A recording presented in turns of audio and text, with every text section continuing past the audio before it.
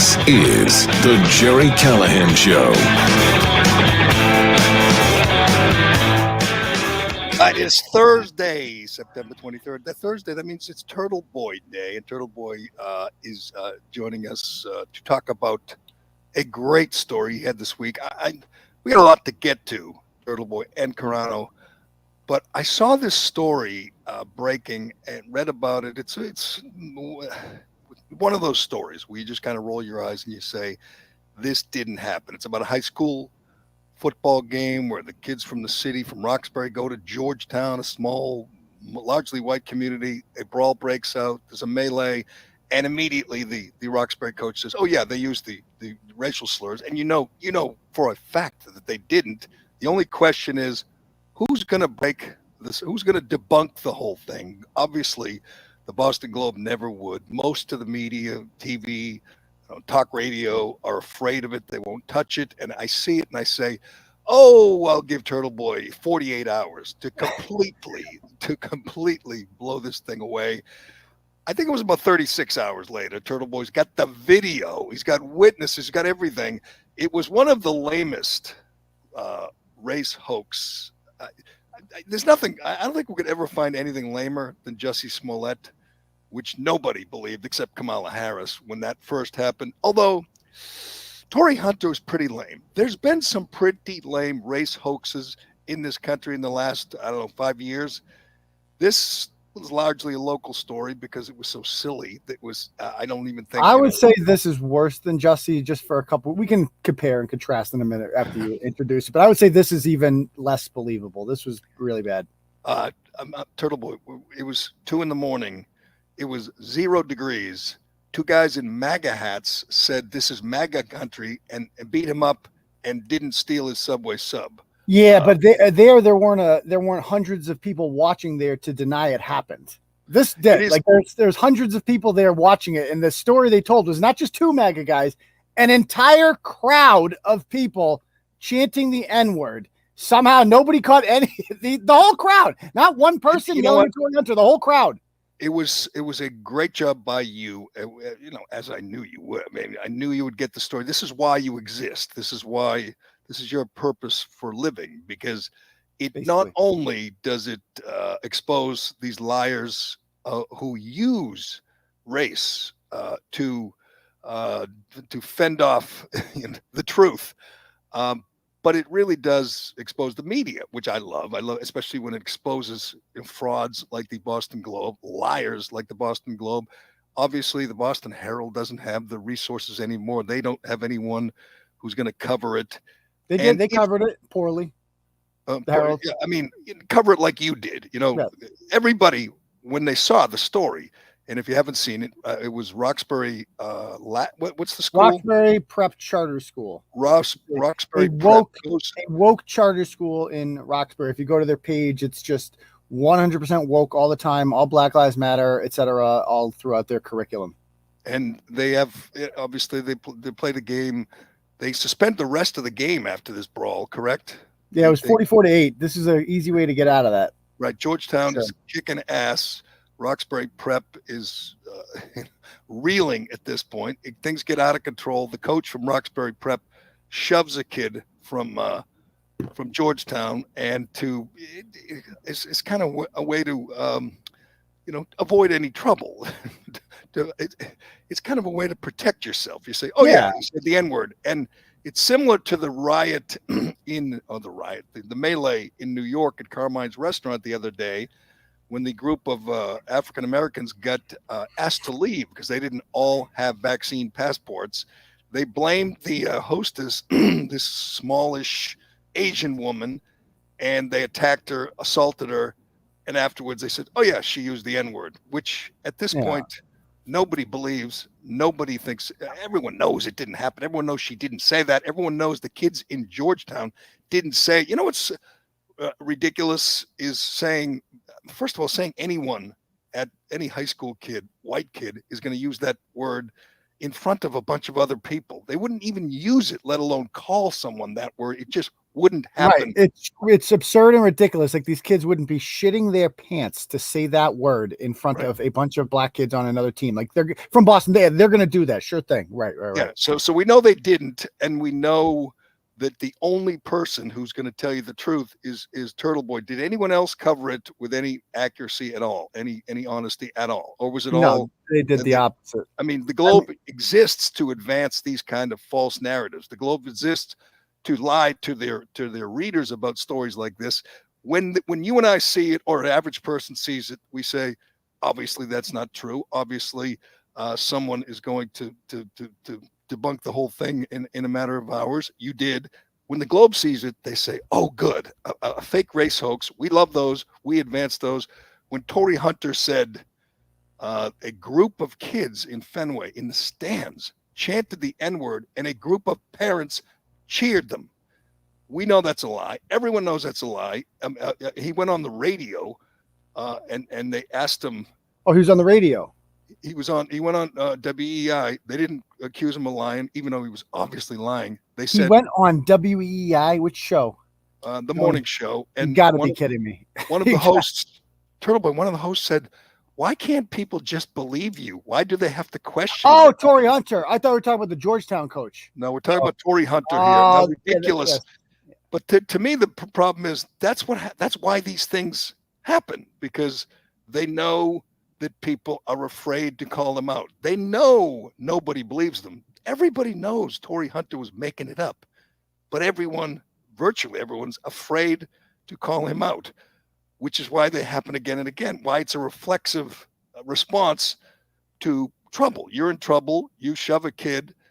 Oh, here, I got a get out of jail free card. I'll just say he used a racial slur. And you mentioned that he's shoving a kid. That was not mentioned by the Globe or the Herald, nor did they mention the fact that there's an actual video of the incident. And during the incident, the coach literally played it out. And I understand you have to break up the fight. You break up your players. You pull your players off. You don't pull the other players off. And if you do so, you do it with a little bit of tact. Like he slammed a 15-year-old to the ground, body slammed him. And he covered up for it by, with this lame, N-word thing that he claims he heard. Obviously, nobody believes that happened. I don't know if the Globe believes it. And the Globe didn't. They don't. I mean, maybe they're stupid. Maybe there's someone. They might be. They might like be Chris Cuomo, and we'll get to that. They didn't mention the fact that there's a video in their quote unquote reporting. How do you not mention the fact that there's a video? So I tagged the two reporters in it, and Emily Sweeney got back to me. She's like, "Oh, do you have a link to the video?" It's like, why am I doing your work for you? So yes, I sent her a link to the video, and she's okay. I'll look this over and send it to my editors. Spoiler alert: they're not going to put it in. They're not going to edit. So consider that. Here's a video too that you're talking about. Good. It'll look pink to you. Don't worry about it. It looks right to the stream. But here it is. You can clearly see the coach grab the kid and toss him to the ground. That's the coach who claimed, they were all victims, but.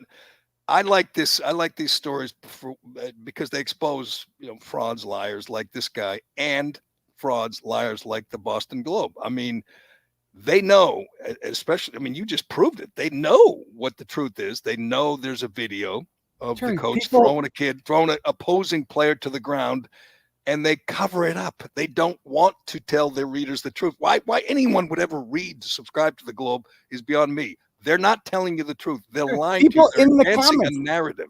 People in the comments kept saying, whenever somebody would say, well, this is horrible. Is there any video of this? People would send the Turtle Boy link in the comments, and you go on that story now. There's literally dozens of comments removed. Those are all links to Turtle Boy. So not only are they were they lazy and they didn't report on this? They are now going out of their way to censor the truth. They don't want their subscribers to know the truth because they aren't selling news.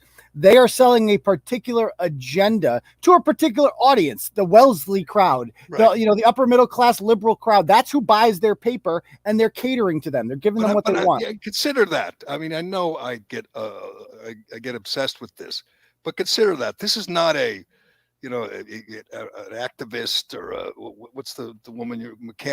Monica Cannon Grant. This is not some crazy activist at some organization. Some ACLU liberal. This is an alleged newspaper, a newspaper. And some people still I guess, buy it or subscribe thinking they're getting news. Well, Turtle Boy, and it might not be the biggest story ever, but it's certainly an indication of how they look at their jobs. It's not to tell the truth. You gave them a video. You gave them all the details. Your story is very comprehensive. And I love when you call out the people like in Georgetown that buy this bag of crap and say, "Oh, it's awful. Kids are, we can't. There's no place in this town for racism." When everybody knows it's a lie, yet they love it. They love the narrative.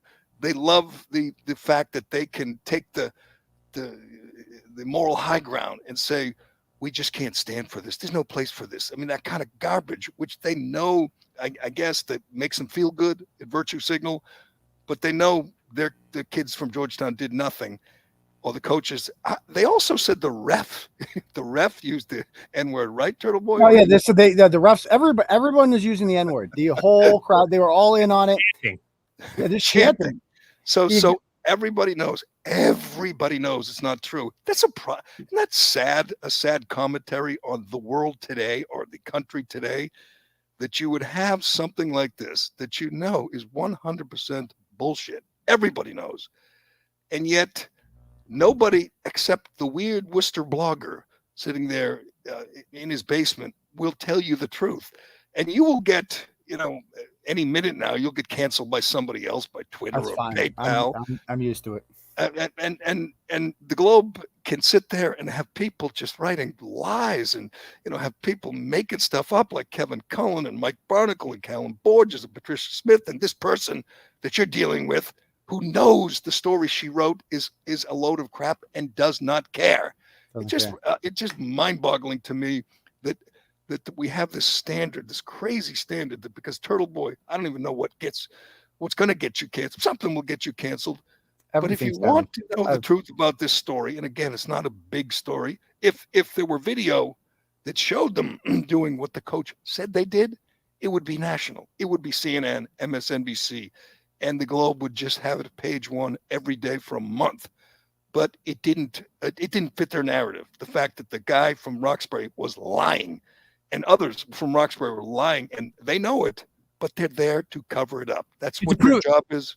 And to prove your point, too, one still image of the Covington kid went everywhere for months. If we had video of a stadium chanting racial slurs at a team, it would be global. It would be everywhere. Everywhere, especially in Massachusetts, in a liberal state. They would love that. They would love that story. But again, it's fictional. And if you go on any of these coaches' Facebook pages, you see it's just nonstop political posting about Black Lives Matter, police are bad. These aren't like neutral guys. These are activists. And their school is an activist school. It's a charter school. And I know a lot of conservatives like charter schools, but you shouldn't, because all charter schools are, like, anyone can apply for a charter. So in a city, who do you think's applying for these charters? A bunch of radical socialists, and they just don't want to be constrained by the public school curriculum. They think the public schools aren't radical enough. So they need to be free. So they form charters where they're free to brainwash your kids and not follow the regular curriculum. They're doing critical race theory at Roxbury Prep. They're 100% in on it. And they are demanding that Georgetown apologize, all this shit. There's no evidence any of this happened. So what did they do after you exposed them? I mean, a normal human being would just go home and shut the door and hope it goes away. They doubled down on this, correct? Yeah, I mean, they haven't taken it. Usually, often when you get Turtle Boy, you take your Facebook down for a couple of days, you go hide in shame. Not this guy. He's still crying on his page about what a victim he is, and it's just not the case, though. And it's such a bad. I mean, obviously, you have these crazy activists, liars like Jussie Smollett or like the Tory Hunter, Adam Jones.꯫ There's plenty of them. But this involves a bunch, 50 kids, 16, 17-year-old kids who look up to that coach. I know when I was a kid, the head football coach was a god. I mean, everything he said, you listened to, you believed. They're listening to their coach who's lying to them, telling them that they are showing them how they can use race, to get out of trouble, how they can use race to hurt someone else, whether it's true or not. I mean, aren't they going to do that next time one of them's in trouble? Oh, yeah, he used the N-word. I heard him. Yeah, they used a slur. It's so they're modeling silly. behavior. They're modeling behavior. You're absolutely right. That is exactly what these kids are learning from this. And as you've said many times, the supply of racism just doesn't fit the demand, doesn't meet the demand. In this case, the more we hear of racial incidents, the more skeptical we are, because we know that's just not how people are anymore. I mean, they don't throw the word around. They don't look at things unlike this coach, or unlike your average member of the news media. Everything is not about race. That they don't think like a Boston Globe reporter. They don't think, when they wake up in the morning, how can I make whatever's happening in my life about race? How can I find a new racial grievance, and run with it? That's what they do when they show up at work in the morning, or whenever in the afternoon at the Boston Globe. They look at a story, it could be a traffic jam, and say, oh, that adversely affects, African Americans, the weather, oh, that's what they literally say, global warming affects black and brown. It's a racial justice issue, Jerry. Racial justice. Right. Racial justice is climate justice. Your congresswoman is the king of that. Nobody does better than her. The worst of the worst. Nobody does better. And a little transition here, Jerry. I mean, This is look at the border. Nobody gave a shit about the border. No Democrat gave a shit about the border for months and months and months now, until they get one image of a white guy on horseback grabbing a black guy by the shirt. And now it's, slavery's coming back. It's disgusting. And I don't want to get to that, because we get some news on what happened with those guys, those heroic Border Patrol guys on horseback. We have a guy, a listener, who is DMing with Carano, giving him the latest, and it's truly disheartening. These guys, how they don't just quit and give up is beyond me, but we'll get to that. And that's a good question. The worst of the worst. I think my congresswoman, my crazy Ayanna Pressley, is the worst, and I'll explain to you why. I mean, she's not she's not as famous as AOC, or infamous. She's not as evil as Ilhan Omar, but she is the worst, and I will explain to you why. We'll get to another spectacular performance by Peter Doocy, the one-man White House press corps. I just said Ayanna Pressley was the worst. She's not the most famous or the most evil, and she's certainly not the dumbest. The dumbest member of Congress, without a doubt, is Maxine Waters. We'll get to her comment, which is just so stupid. It's beyond words. And by the way, late night, I'm going to give you a review of the late night comedy wars last night. I'm going to give you an update on how things are going in late night comedy. You will not believe what 90% of the hosts did last night. It was absolutely humiliating. Johnny Carson is rolling in his grave, and David Letterman, somewhere in like Montana, is in a cabin just rolling his eyes at these fools. But we got a lot to get to on today's Callahan Show, brought to you by DCU. Do you love your car but hate your car payment? No problem. Refinance your car today with DCU, and they can help lower your monthly payment, lower your interest rate, or both. Applying is easy, and their loan experts will help you find the loan term and the payment that fits into your budget. Get out of that high-rate loan and get the interest rate and the payment you deserve from DCU. Learn more and apply today at dcu.org/refinance. Insured by NCUA. Membership required. All right, I saw this news yesterday, and honestly, even by the standards of the completely corrupt Biden regime, I know the thing at the border, the chaos at the border by design. I know they're now shipping Haitian immigrants all over the country, attempting to change red states to blue. That's the goal. Change demographics. Whoa! You pushing the replacement theory, Jerry?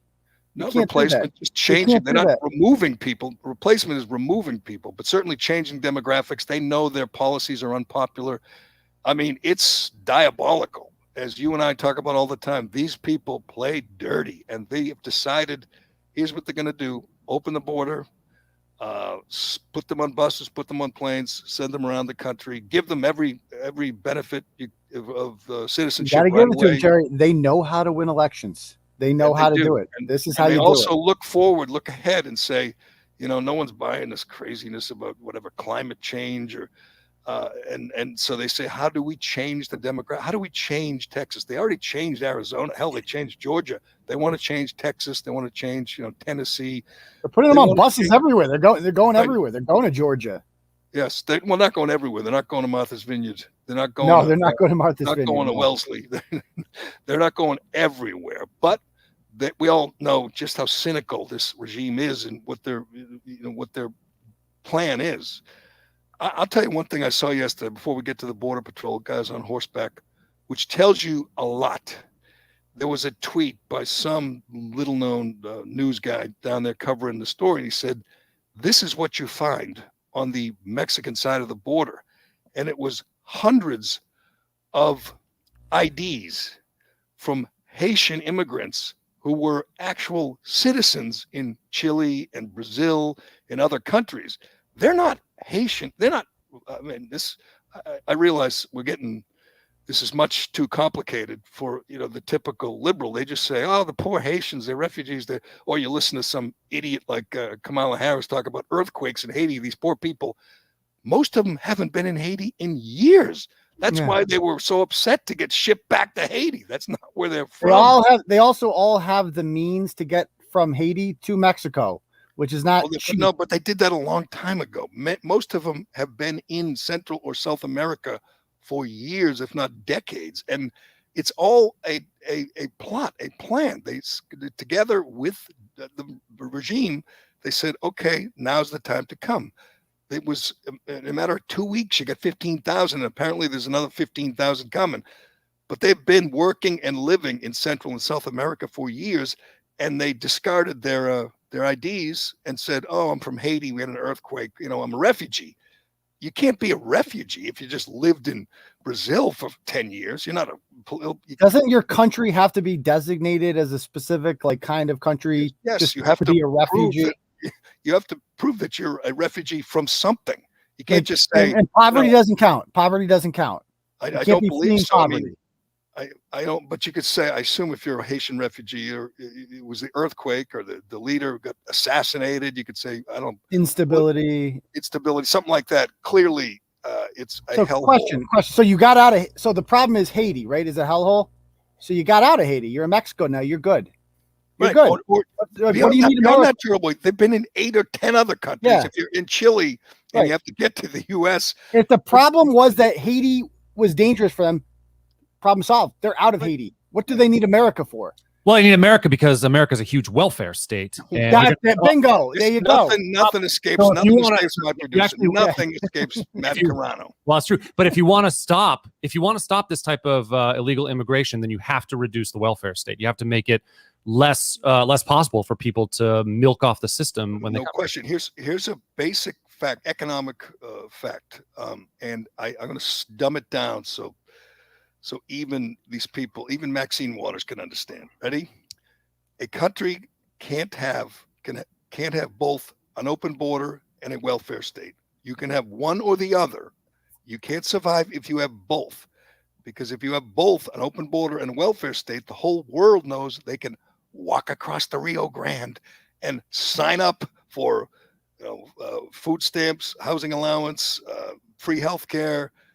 You name it. Did you know, by the way, that you cannot even come here from another country? My sister married a Frenchman, and she's having a baby with him. And his parents, I just found out, cannot come over here to see the baby because of COVID. They can't even visit.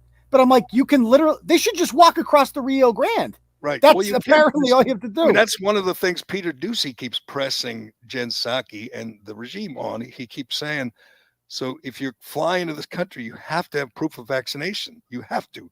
Yes, but these people walking into the country don't.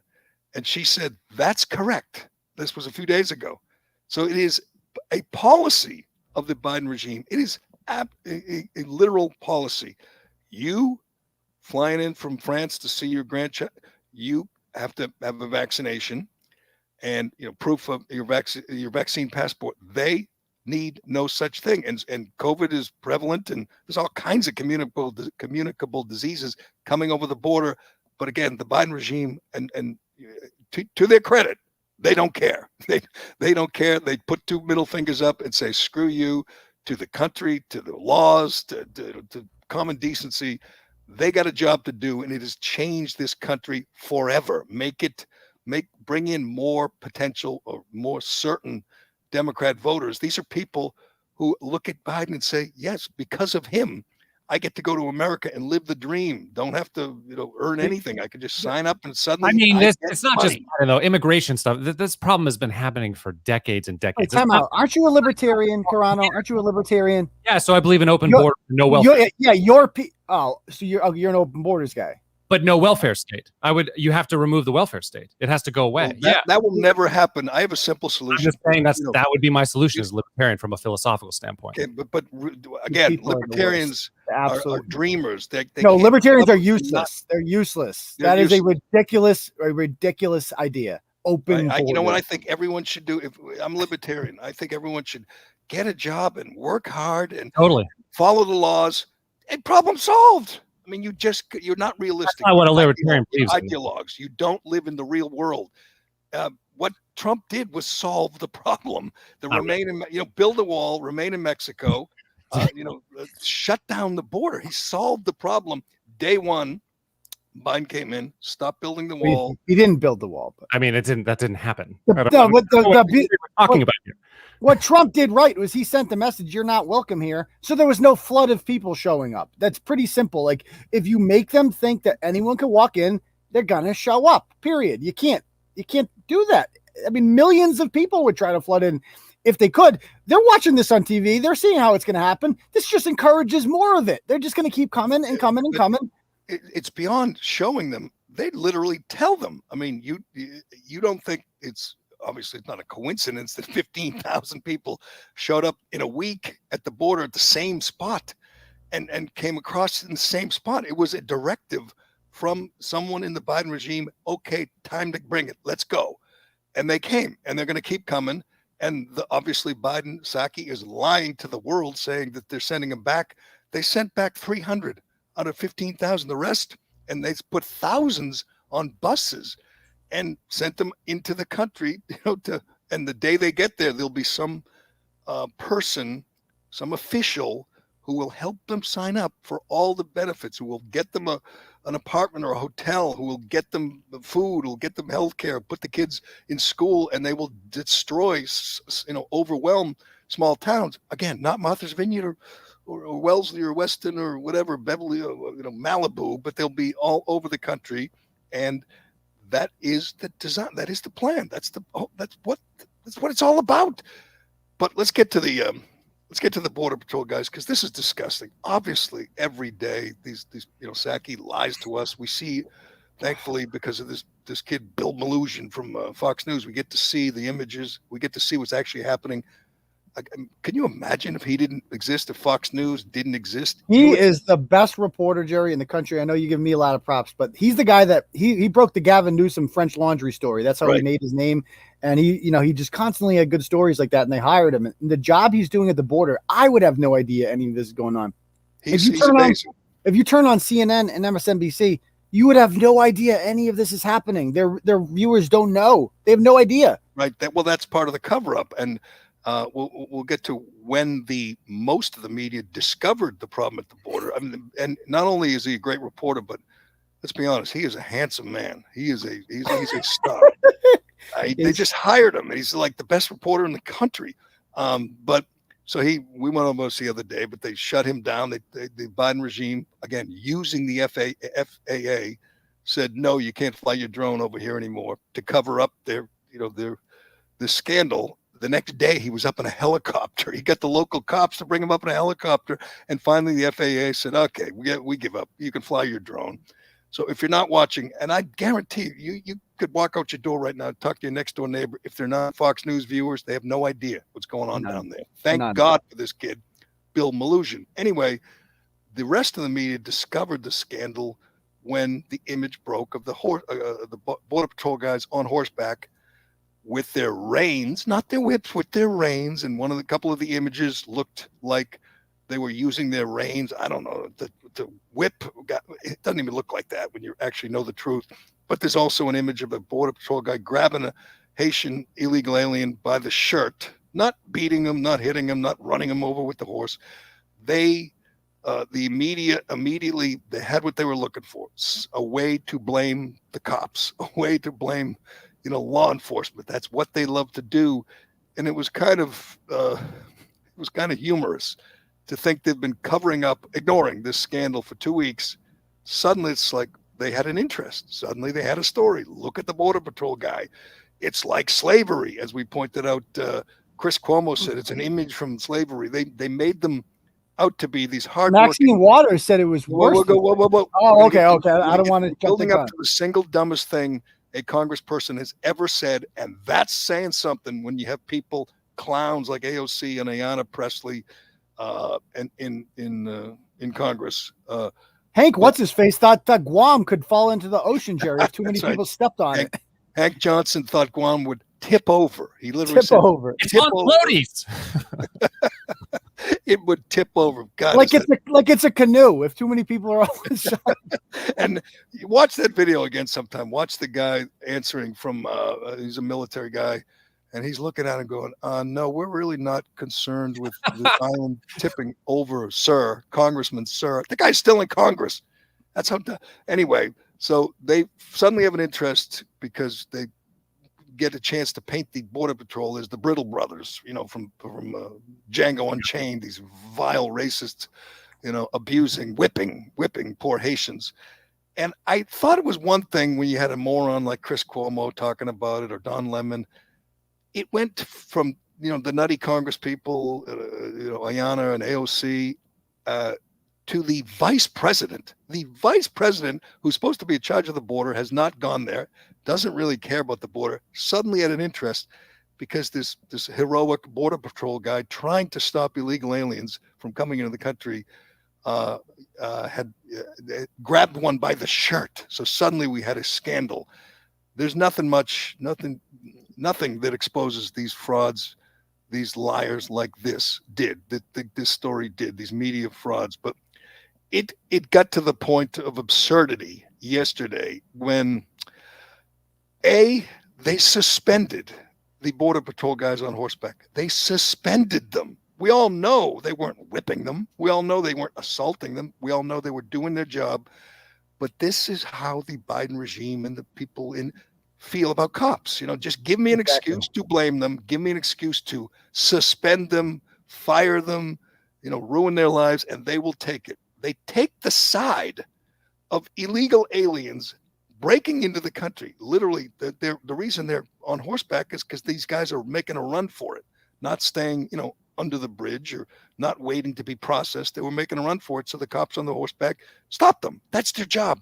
The job sucks, by the way. It's a hard, thankless job, obviously, but they were doing their job. And now they've been, what do they call the exact term? Mayorkas talked about it yesterday. So they've been removed from, here it is, they've been removed from regular duty during the investigation. That is amazing. This is the HSS secretary, that a-hole Alejandro Mayorkas, another liar, saying they've been removed because they didn't like the images of these poor guys on horseback trying to do their jobs. But it is so silly and so absurd and so just unjust that I think most Americans, if they're paying attention at all, just laugh at these fools. Maxine Waters, here we go, said she didn't say it was like slavery. She said it was worse than slavery. I know this isn't great sound, Matt, but can we hear from this absolute moron, Maxine? Yeah, here it is. Able to petition to get into the country. What the hell are we doing here? Right. What we witnessed takes us back hundreds of years. What we witnessed was worse than what we witnessed in slavery. Cowboys with their reins in hand, whipping black people, Haitians, into the water where they're scrambling and falling down, and all they're trying to do is escape from violence in their country.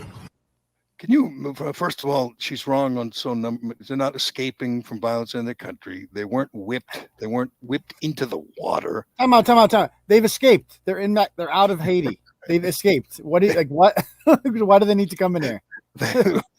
It's amazing. She makes $174,000 a year. She lives in a $4 or $5 million house. Doesn't even live in her own district.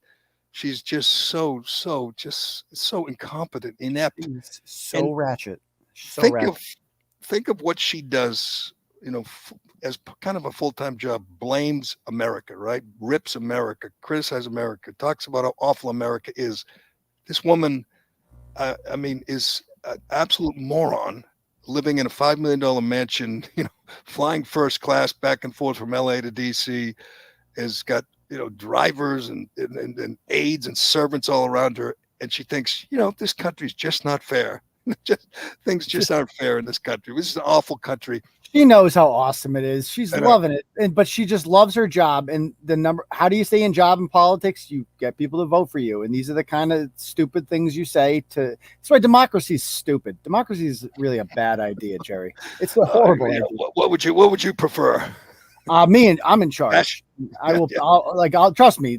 I could run the country so much better than these elected officials. I wouldn't waste my time trying to please anyone. I would just do the right thing all the time. It'd be great. You'd love it. Well, it is scary. I mean, I joke daily about the insurrection, how they almost overthrew the democracy. And yesterday, the government, the FBI, was forced to release some more video from January 6th. And it looks like, the mall and, looks like a tour. It looks like a busy holiday weekend where they're taking a tour. But that was them almost overthrowing our democracy. They almost did. Letting in 1 million illegal aliens to vote with to overwhelm the system and vote with you. That's not overthrowing democracy. That's perfectly legitimate. It is a scary time. I'm with you. I mean, I don't want fascism like you do, but the idea that they can do this and at the same time trying to make it easier to cheat in elections. So these people coming over the border, maybe they're not citizens yet, not yet, but they're still going to vote. We're going to make sure they vote by mail, without an ID. That is the goal. That is the objective, the crusade that we're now witnessing all over the country. But people in LA are going to show up at the polls in a year and a month and vote for that moron. 75% will vote for her every single time. She had a great opponent in the last election, the guy who actually lived in the district, and he made it. And she blew him away because, Mad Max is. And by the way, watch out for people like that. Watch out for these people who raise money trying to run against Maxine Waters and AOC. These Republicans, don't donate to them. That woman, Kim Klacik, remember her? How much money did she make off of that? And the reality is they have no shot. That's where Republicans waste their money on. They're like, oh, I saw this cool YouTube video of this chick running against Maxine Waters. I'm going to give it to her. You can't just give up, Turtle Boy. You find a purple district, Jerry. You want to donate to something? Find a district that's actually winnable and donate to the Republican there instead of literally throwing your money away on YouTube commercials. All right. Yesterday, again, Peter Doocy and I said this a few months ago, I'm always skeptical of these patronage, these nepotism hires. When you see when Joe Buck starts off, you say, oh, Christ, this dad got him a job. And he turned out to be great at his job. And, it's usually unfair to judge a guy just saying he got the job because of his dad or because of his family. Or you see someone like Chris Cuomo, this moron, and you say, okay, he got the job because of his dad, because of his name. So it depends. You got to give people a chance. Peter Doocy, his father's the host on Fox and Friends. And I'm saying, oh, crazy. He's just a nepotism hire. Couldn't be more wrong. He is a star. He's got guts. He's got brains. And without him there, there'd be no checks and balances. Without him there, I can't imagine what the Biden regime would get away with. But this was first of all, Doocy had a great line of questioning with Psaki yesterday. I never thought of this, but if you missed it, and we'll play it, he looked back, did some research, probably had his interns on it, like Carano does, put the interns on it, and said, they found no evidence that Joe Biden, who's been in D.C. for 50 years, who was elected to the Senate at 29, was in the Senate for 36 years, was vice president for 8 years, and has been president for 8 months. They can find no evidence that he's ever been to the southern border. It was a great approach. And he asked Psaki about it, and she obviously has she couldn't even lie and say, oh, yeah, he's been there. She didn't know what to say. 50 years. And the guy who has opened the borders to the rest of the world to try to change this country has never been there. We're criticizing Kamala because she's trying to avoid it. She's trying to avoid that bad image, that bad optic. Albatross on her career. Yeah, she does not don't want to be part of it. But and wouldn't it be nice if she could be at some point? She fights dirty. At some point, you're going to get off the record stuff from anonymous sources saying that Biden is trying to just shaft her with this assignment. I mean, not like Willie Brown shafted her, but like they're trying to shaft her with this no-win situation and send her to the border, have some bad images, optics, and blame her. Well, maybe she fed this to Peter Doocy, but no one ever brought this up before. The guy's been there 50 years and has never visited the southern border. But let's listen to Doocy make Jen Psaki uncomfortable yet again. Biden ever been to the southern border? In his life? Yes. I will have to look back in my history books and check the times he's been to the southern border. We have been looking all morning, and we cannot find any record of him visiting the border as president, vice president, senator, or even as a concerned citizen. Why would that be? I can check and see when the last time or when he may have been. But tell me more about why you're asking. Because this is a president who makes a point when there are disasters in this country, like a wildfire or a hurricane, to go and see for himself firsthand what the needs are of the local community so that he can have an informed POV to make policy. Why doesn't he do that? Why doesn't he go down to Del Rio, Texas and see what's going on? Well, first of all, Peter, I think the situation at the border is the result of a broken system. And the president certainly relies on his experience. So whether it was the work he did to address root causes as vice president, his efforts when he was in the Senate to support comprehensive immigration reform, steps that at a time were being done and worked toward in a bipartisan way, something that certainly we think should be the case today. He uses all of his experiences to inform how he governs, how he approaches challenges. And certainly he looks again at the last 4 years and the separation of children who were ripped from the arms of their parents as a way he does not want to proceed. So all of his experiences and his time in office, whether vice president or Senate, inform his approach to issues. Go ahead. What a lie. Well, the root causes, they love if you worked on the root causes, it's not working because they're still coming. Whatever the root cause. Here's the problem they have. I mean, even dummies like us understand. We just went over it. If you have a welfare state, you have a carrot and a stick. I mean, you're saying, look what you can get if you come to the U.S. It doesn't matter whether you're in Haiti, where these people, or in Chile or Brazil or Guatemala or Mexico. We got a better deal for you here. And the president on January 20th basically said, borders open, no more wall, no more remain in Mexico. Come on in. And they came in. I mean, it's not their fault. They're just they're just looking for a better deal for them. No, I would do the same thing if I were struggling in a different country and I was worried about my family. I would do that the same thing. I would come into the United States if I knew that there was going to be a bunch of support for me. Of course. And the media 95% won't cover it honestly, won't criticize this policy of overwhelming the border. Every border patrol guy, including Carano's buddy, they're all on the same page. They all said this is insanity. We're overwhelmed. We can't do it. We can't control it. They have, they're supposed to go to these process centers. They don't do that. They give them dates to show up and for hearings. They don't show up. I mean, it's just they're not going to show up. Yeah. I mean, of course they're not. We all know that. That's the problem. Obviously, Psaki's job is to blame Trump for everything. Biden's job is to blame everyone for I'm surprised they haven't blamed Trump for the drone strike that killed 7 kids. And they're probably trying to find a way to blame it on Trump. But you can't blame Trump for this. They're ripping children from their parents. They do the same thing, first of all. They can. And they will. They will, because they're AOC has not been down to cry in front of an empty parking lot. But they have the same policy, and yet everyone knows we didn't have this problem at the border, 8, 9, 10 months ago. It's new because of what they have done. But Psaki, I don't want to call it a new low because today's a new day. Psaki will say something else today. But did you see this one, Turtle Boy and Carano, when she was asked why, and we talked about yesterday, that humiliating scene where Biden was sitting with Boris Johnson. They get their masks on. I think Biden was taking a nap. Boris Johnson answered 2 questions from British reporters. The British prime minister answered questions from the British media. And it was 2 quickies, and there was nothing real earth-shattering. But So he's done, and everyone just presumed, here we go, a question for Biden. Maybe he would even be forced to talk about the drone strike or the Afghanistan disaster or the border. And they just go nuts, screaming to the reporters, okay, enough, get out. And they push him out, and they shuffle him out, and they shout him down.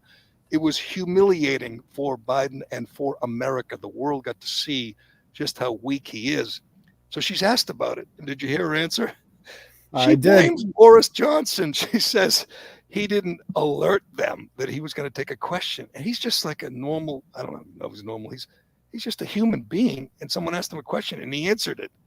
And she said, well, he's not used to coming from a propped up regime in which they control the media. It's like, she's basically saying that. It's like, oh, in America, we control the media. We decide when the media asks, who asks the questions. In Britain, apparently they have a free press, which is so ironic because this country was literally founded on leaving British oppression because they didn't give us enough freedoms, that we needed a Bill of Rights to establish these things. And now we're like, what? Look at the British with all their crazy freedoms and their out of control press asking questions. And their free press and their prime minister who's accountable. I mean, that guy, that was Winston Churchill's job. That was, just picture Winston Churchill sitting there with a big fat cigar and Jen Psaki saying, hey, wait, you can't answer a question. We make the rules. You didn't alert us, because that empty husk of a man in the other seat, he can't handle a question. He can't go off script. Every day, these people just embarrass this country. And yesterday was no exception, but we'll see. We'll see what they do today. I mean, do you want to play it, Matt? It's not great. She just says, he didn't alert us. Yeah, sure. Here it is. Transpired in the Oval Office yesterday when we were all in there trying to hear from the president and the prime minister. Which aspect? Well, the British prime minister and the American Oval Office called out British reporters. And then when American reporters tried to call on the American president, we were escorted out. Let's put it that way. Well, I think in that circumstance, and I think our relationship with the United Kingdom and with Prime Minister Johnson is so strong and abiding, we will be able to move forward beyond this. But he called on individuals from his press corps without alerting us to that intention. So she's saying, oh, you know what? Listen, I don't want them to worry that this won't become an international. Yeah, there won't be sanctions. There won't be sanctions. He called on a press person. We'll forgive him. We'll forgive him for this one. We were thinking about another Predator drone strike, but I think, doesn't Boris Johnson have like 8 kids or something? He doesn't even know how many kids he has. We were going to take out his kids with the drone. But, we were going to blow up the Tower of London in retaliation. But we're going to, since we're so compassionate over here, not like the last guy, we're going to take it easy on him. We're so empathetic. We'll let it slide. He answered a question from a British reporter. Can you imagine Boris Johnson was supposed to ask permission from Jen Psaki on whether he could answer a question? It's amazing how they feel like they control everything. They control, and they do control that, that puppet in the other chair there with the mask on, taking a nap, but they think they could control the prime minister of Great Britain. It's just, and I see this and I'm like, oh, now would be a great time for an election, but it's so far away. The next one is so far away. I think, right. If you had it right now, it would be overwhelming. We would certainly get the House back and maybe the Senate, but we got a year. It's 13 months, Turtle. It's not that. It's 13 and a half months. Is that? I'm talking about the president, Jerry. This administration. We have if we get the House and maybe even the Senate, just think of, he can't. There's not going to be any $3.5 trillion boondoggle, and I mean, people don't even know what he's trying to do. He's trying to hire 80,000 more IRS agents to audit everybody. Every enemy of the regime is going to get audited. There's stuff in this. They have the Senate, but it doesn't really matter because of the filibuster and Joe Manchin and Kirsten Sinema. So like having the Senate really doesn't do them much good. And their lead in the House is so small right now. And like, there's always those tweener Democrats that, they can't vote for the really radical shit. So their hands are already kind of tied, which is the way they like it. Jen Psaki, like Peter Doocy asked her yesterday, like, why haven't you done anything about this? She's like, well, there is a bill in Congress, as you know, Peter. And what's really sad is that you and I, we hear this and we just obviously know she's a stooge for the regime. But then you go on Twitter where a lot of our people are banned from, and you just see like, ooh, sake bomb, ooh, roasting. Like that's how they interpret it. We are living in two different Americas where we can both hear the same thing, and we hear the right thing, obviously, and they hear some crazy shit in their head that like, oh, she roasted him. It's like, no, she made a fool of herself. And how you know what? It gets harder and harder, as you could tell, to defend the president, the guy, this incompetent, cognitively declining man. They don't know what to say. I mean, they literally, their approach is stop people from asking him anything. Don't let him talk. I said this yesterday. It's remarkable, Turtle Boy, when you think that the drone strike that killed the 7 kids was a month ago, and he's never said a word about it. He killed a bunch of kids a month ago, more than a month ago. Well, a month ago, 13 Marines and soldiers got blown up because of him. In order to cover up for his own failures. He wanted to make it seem like it was like, it was a distraction from the failures of the exit plan. And then he made it worse by killing kids. And they just get away with it. And it would be the biggest scandal of the Trump presidency. And you'd never hear the end of it all day, all night, if that were Trump. But it's their guy, who's got a lot of empathy and compassion, who killed 7 kids. So we're not going to do much about it. The Taliban was pretty nice about that. I mean, you would think that, are they not mad about that? No, that was killed a bunch of kids. This guy worked with us. I know the rumor is we killed our own. Okay, we killed our own. Even better. Okay, it was great for them. It was great. It made us look bad. I said this to Matt yesterday. I tweeted out, the Daily Mail had it, pictures of the kids, the 7 kids. There's photos of them, of their cute little kids. What would it be like if Trump was the one who killed 7 cute little kids? Those kids would be seen. We would be sick of looking at them. It would be like Gabby Petito. We'd be so tired. And whatever his name, Brian Laundrie. You'd be like, enough with this kid. You'd be like, enough looking at these cute little kids. We know they're dead. Trump killed them. Enough. It would be nonstop. Most people have not seen the images of these children at all. Trump got in trouble for asking a 7-year-old if he believed in Santa still, because that was marginal. That was marginal. They had him on the cover of Time with the little girl at the border, little girl saying, abandon me. Those kids, unfortunately for them, it was a Democrat who killed them. If it was a Republican, they'd be famous posthumously. But all right, we gotta move on. Let me do Shay, and then you got to explain to me, Carano, because I'm busy doing a show, and I know you've looked at what did we just get sent to us.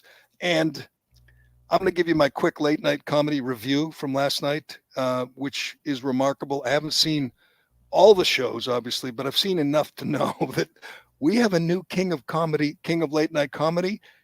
And I can tell you why he's the new king of late night comedy, because he actually does late night comedy, unlike all the other shows. But I'll explain it to you after I tell you about Shea Concrete. Carano, did you okay with this? I'll have to look at it after the show, but there'll be some sort of response. I'll figure out what to do after that. What is it? Well, it's something that happened on the morning show on EEI. I can't. I mean, I could play it, but I feel like it'd be better just to react to it once we can understand what it is exactly. I don't know. I thought you already looked at it. I looked at you. But I mean, I'm doing a bunch of things to try to see if I could assess what it was quick enough. But okay, that's fine. I can't do it. We'll check it out, and maybe we'll do it tomorrow for our locals audience. We'll see. But I mentioned this the other day, and it's almost. I mean, you could show the image if you'd like, Matt. It's just an image that is a picture of the death, the end of late night comedy as we knew it. It is a photo, I think it's all photoshopped, because you have how many people are in this photo? Like 7 or 8, 9 late night comedy people, including Kimmel, Fallon, Colbert, Seth Meyers, Samantha Bee, Noah Trevor. How many is that? 7, whatever. They're in this photo. They are in the picture. They're holding the globe, the earth, a couple of them, and they're holding a tree. Stephen Colbert is actually kissing a globe, like the earth. He's kissing the earth. And this was climate night. They were all supposed to do shows where the theme was climate change or climate justice. These are late night comedy hosts who are supposed to be iconoclasts. They're supposed to be contrarians. They're supposed to be holding, the powerful to account and all this stuff. And they did a show about did shows. I didn't see them. Obviously, nobody watches them, but these are people who used to be on SNL and and Fallon and Seth Meyers. These are people who used to just poke fun at presidents and Congress people, and now they're doing. I don't know. Did they joke about climate change, or did they just talk about it? I have no idea. But anyway, climate change is no laughing matter, Jerry. Well, it says the tagline's pretty crafty. It says 7 shows, 1 planet, hot enough for you. Oh God! think of this. If that were me and I were on the radio, we were doing a radio show, and they said we need a photo. You got to do a photo shoot. Okay, promote the show. Okay, here, could you hold a tree and like hug it, or could you put the globe and kiss it? I'd be like, no, it's embarrassing. These are late night hosts getting paid $10 million a year to do a show, and they're hugging the earth and kissing it. God, is that humiliating? But at the same night, Greg Gutfeld, who is kicking ass at 11 o'clock on Fox News, and some days I think his show's great. Other days, I don't like the idea of 4 people trying to outglib each other and trying to, I'm going to have a funnier line than you. I'll top you. Plus, I don't think Tyrus is funny. He's useless. He's so bad. He's not. But Greg Gutfeld's monologue is good. He's a great monologue writer, and they got good. They throw in a lot of graphics and pictures and photos and video, and it's funny. Anyway, on the same night that they did a show about climate justice, Gutfeld had Tucker on, and he didn't say, Joe, how's it going, Tucker? Talk about your new book or talk about the border. He had him on for one reason. Have you seen this, Turtle Boy? To debate. The debate. They have a debate. Good debate. They're both good debaters. They're both very sharp guys. But the debate was simple. Who's dumber, Don Lemon or Chris Cuomo? That was the whole topic of the debate. And we're not going to play it all. It's 6 minutes long, but it's great. They debate. It's a great debate, actually. That's actually a real. I've thought about that for a while, and it's tough. And I have to say this. Me too. They're both dumb, and sometimes they have these long crossovers, and it's just a good contest. And who's dumber? I know you'll find this shocking. I'm with Tucker on this, who made the case that Chris Cuomo is dumber because he said he speaks in cliches, he doesn't have a sense of humor, and he doesn't realize how dumb he is. He says Don Lemon knows he's dumb and laughs about it and has a sense of humor. Chris Cuomo does not. He's not self-aware enough to realize how dumb he is. So I'm going to give the nod to Tucker, who made the case for Chris Cuomo. I'm with him. And Chris Cuomo's like a meathead. Right. Meatheads are dumb. He just wants to lift weights and throw his water bottle down and get in fights with people and stuff, like act like a hardo. Whereas and he got there because of family. Like at one point, Don Lemon must have had some sort of journalistic background to him, right? To get where he was is. on in Atlanta. I believe he was a local news guy in Atlanta. Yes. Yeah, and whereas Chris Cuomo literally got here by being the big guy's little brother. That's a good point. Like, obviously, Lemon had to earn it at some level. I mean, I know he's a crazy liberal and they fits in with CNN, but he had to earn it at some point. Chris Cuomo never had to earn anything. As Tucker points out, he went to Yale Law School. I mean, he's dumber than your average, ditch digger, and he went to Yale Law School. And he also said, he said it was Don Lemon, who, I don't know if he went to dinner with him or lunch with him at one point, but he said at the end of dinner, he wanted dessert. He wanted a lemon sorbet. and he didn't care that's not how you pronounce. Someone pointed out, no, and he didn't care that he didn't know how to pronounce it. Chris Cuomo would get all defensive.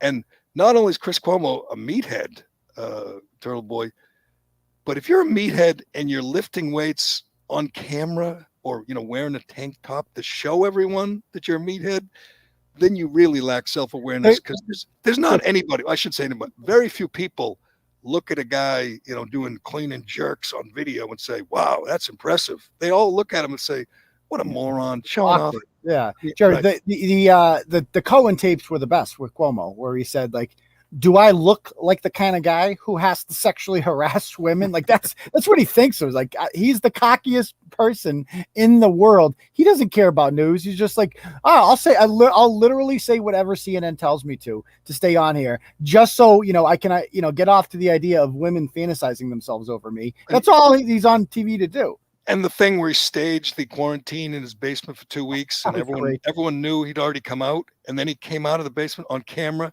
he went, "Oh, I'm sweaty. I just worked out." And everyone knew it was pretend that he'd been caught out in the Hamptons fighting some guy, a fat tire biker guy. So clearly he hadn't been in the basement the whole time, and yet he pretended he had, and it was just so silly. And you got to be dumb to think people are buying that. That's my point. So I'm with Tucker. Chris Cuomo's dumber. I mean, Don Lemon's no genius, but Chris Cuomo, I would never say he's dumber than Maxine Waters. Would you? No, it's hard to compare to Maxine Waters.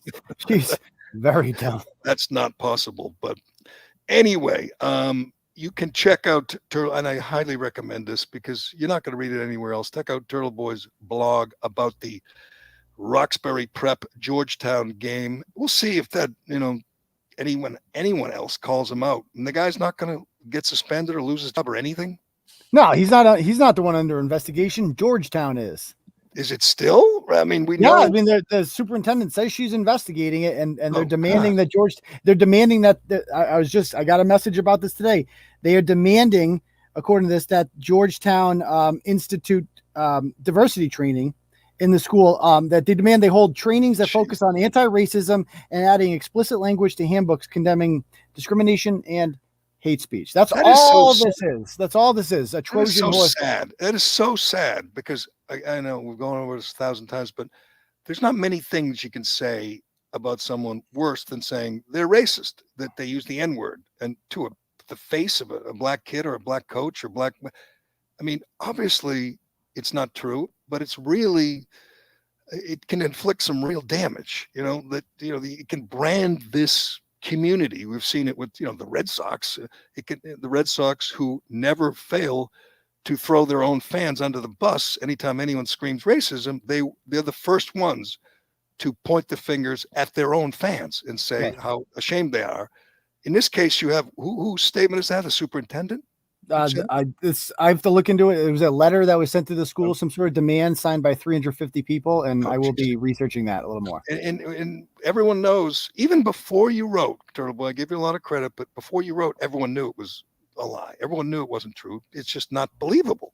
And now we know, not only do you have Turtle Boy's blog, but you have video. So the attention should turn to the guy lying, but it doesn't because people are so uncomfortable, to blame someone who's charging others with racism. And they're afraid to defend their own children. Like your children are the ones being attacked here, being called they're so racist that they need anti-racism training. They're that out of control. And they're just not defending them. Defend your community. I mean, this is disgusting, but they're too afraid to, because any sort of defense of this is like, oh, you don't believe racism's real? Oh, you don't believe racism's real? That's all they ever say. Right. Well, good for you. You can check that out at tbdailynews.com or follow Turtle Boy on Twitter while he's still there. Which one should they follow? At Dr. Turtle Boy or at Turtle Boy Phone, but Dr. Turtle Boy is the primary. At Dr. Turtle Boy. Congratulations on your performance Sunday at the Ritzer race, the 5K. Oh, thank you. I knew you were a runner, but I didn't know. I mean, you were. That's slow for me, Jerry. I'm usually like a low 19 guy. I used to run 17s back in the day, but I'm getting older. We all had our moments. I'm giving you credit. Thank you. The time's embarrassing. I don't want to talk about it. I finished fourth in my age category. Where did you finish? Did you really? Yeah. I got 9th overall, so I didn't check the age. You were 9th overall in the whole race. 9th overall out of 3,000, or that's something? How many people ran 3,000? Well, I know. I think that includes walkers. So 2,000, maybe. I don't know. 2,000 runners. You finished. I didn't know. I didn't know I was 9th. I mean, I just kept passing people, so I didn't know how. I mean, there was a big crowd in front of me, but then I just kept picking off. I picked off the Minifans. I picked off a bunch of Team Minahan. And I don't know. I guess it was in 9th. I didn't know that. Wow. Well, what you check your age? Because the kid who won's like, high school or college runner, right? Mm-hmm. Yes, he was. You might have won your age. I picked off Carano on the hill, the first hill. I picked off Carano. That was embarrassing. Oh, you passed him on you were ahead of him at one point, Carano? Oh, so you're one of those fast. It starts off with the hill. They don't fucking fuck around. It's like, I wish I would have known. It's a full up mile hill. It's like, no, it's better to not know. Just keep running. No. Jerry didn't tell me that on purpose because he wanted me to get. I should have told you. Up. Yes, I should have told. But I give Carano credit. He did not walk, and he didn't. No, I ran the entire way. He didn't puke. He didn't walk. Those are the two things. I'm sure many Minifans many of our teammates walked or crawled at some point because a lot of people were not in game shape. but it was a good time, and I cannot believe how fast you are, Turtle Boy. You blew away Minahan, who's pretty freaking fast, and everyone else on the team. I think you finished first among us. Shit, you finished ninth overall. Wow. Anyway, good job, and we will be following the saga out of Georgetown, Mass. Good job breaking the story and exposing those frauds. All right, Carano, we have a show tomorrow on locals.com. That's right. I don't know what time or what we're going to discuss. I think we have a few ideas, but if you hadn't checked out locals.com, do it now. You can check it out for free, or you can subscribe to our show and become part of our community, and join us tomorrow. Maybe we'll do a AMA. Is that what we call them in the business? Ask me anything.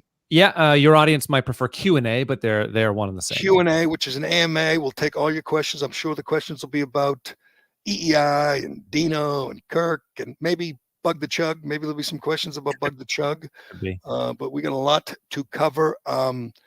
If you would like, you can go to Apple. I try to do this on Thursday. This is Thursday, right? Go to Apple and give us a 5-star rating and a review. You can review Carano's performance, or you can review Turtle Boy's or mine or whatever. You got room to comment, to rate and review. We appreciate it. Thanks to